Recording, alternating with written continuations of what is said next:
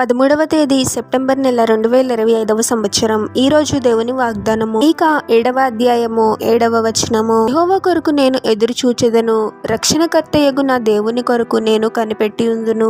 సహోదరి సహోదరులారా, ప్రభు యొక్క సహాయం కోసము విశ్వాసంతో ఓపికతో కనిపెట్టే వారముగా మనం ఉండాలి. మనం అనుకున్న సమయంలోనే జరగాలి అని ఎప్పుడు అనుకోకూడదు. మనం అనుకున్న సమయం కన్నా ప్రభు నిర్ణయించిన సమయము ఎంతో శ్రేష్టమైనది. ఈ సమయానికి మనకు ఏది కావాలో, ఏ కార్యాన్ని మన జీవితాలలో ఎప్పుడు జరిగించాలో ప్రభువునకు తెలుసు. ఇతరుల జీవితాలతో మన జీవితాలను పోల్చుకొని కంగారు పడే వారముగా ఉండకూడదు. కానీ ప్రభు నిర్ణయించిన సమయం కోసము, ప్రభు యొక్క సహాయం కోసము ఎదురు చూడాలి. ఎదురు చూసే కాలంలో మన విశ్వాసాన్ని కోల్పోకూడదు. నా ప్రార్థన ప్రభు వింటున్నాడు, తగిన సమయంలో ప్రభువే సమాధానం ఇస్తాడు అనే విశ్వాసాన్ని కలిగి ఉండాలి. ప్రార్థన.